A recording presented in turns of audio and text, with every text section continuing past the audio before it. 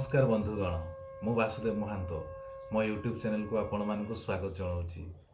आपण मान तो देखुवे बर्तमान पेट्रोल पंप रे E20 पेट्रोल एभेलेबल अच्छी बोली साइन बोर्ड मारा होइथिबो, किंतु आपण जानिछंती कि E20 पेट्रोल कौन? E20 पेट्रोल आम गाड़ी गुड़ाक भल कि खराब? E20 पेट्रोल रे आम गाड़ीर माइलेज कमिबो ना बढ़िबो एवं यहाक भारत सरकार कहीं एते प्राधान्य दउ? आजिर ई भिडियो रे समस्त प्रश्नर सहज और सठिक उत्तर आम जानिबा।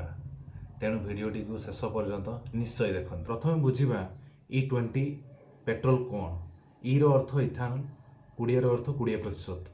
साधारणतः E20 पेट्रोल रे 20% आमर इथानल रही है एवं 80% आमर रही है साधारण पेट्रोल रही है।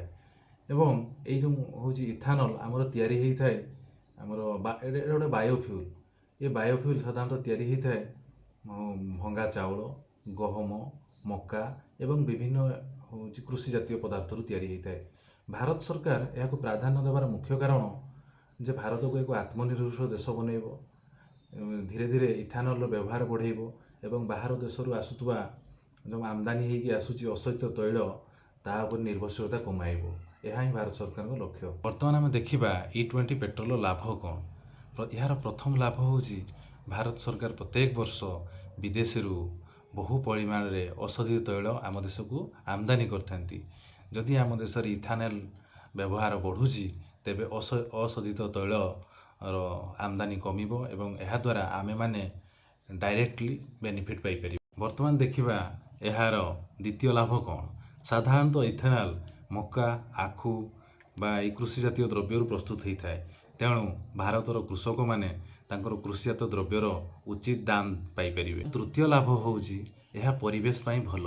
E20 पेट्रोल रे किसी क्षतिकारक गैस जो गुड़ाक हूँ कम परिमाण निर्गत होता है। यार चतुर्थ लाभ हूँ आत्मनिर्भर भारत। स्वदेशीय इंधनर व्यवहार बढ़िले आम भारत अधिक आत्मनिर्भरशील हो पारिबो। जेपरी किछि लाभ अछि सेपरी किछि सावधानता मध्य अछि। प्रथमतः यह समस्त जानवाहन पर उपयुक्त हो न पारे, कहीं पुराणा गाड़ी गुड़िक इंजिन गुड़िक E20 को धारण करने तैयारी हो न थाए, जहाँफल कि फ्यूएल सिस्टम रे कौन त्रुटि देखा जाए। द्वितीयतः माइलेज सामान्य कमी पारे, कहीं इथानल शक्तिर घनता पेट्रोल शक्तिर घनता ठारू कम। तेणु केतेक जानवाहन क्षेत्र में 3 ରୁ 6% माइलेज कमी पारे। जदि आपण बाइक किंबा कार 2023 मसीहा पर E20 कंपाटेबल बोली कंपनी घोषणा करिछि तेबे आपण E20 पेट्रोल व्यवहार करें। किंतु पुराणा गाड़ी थिले निश्चय कंपनी परामर्श नियंतु।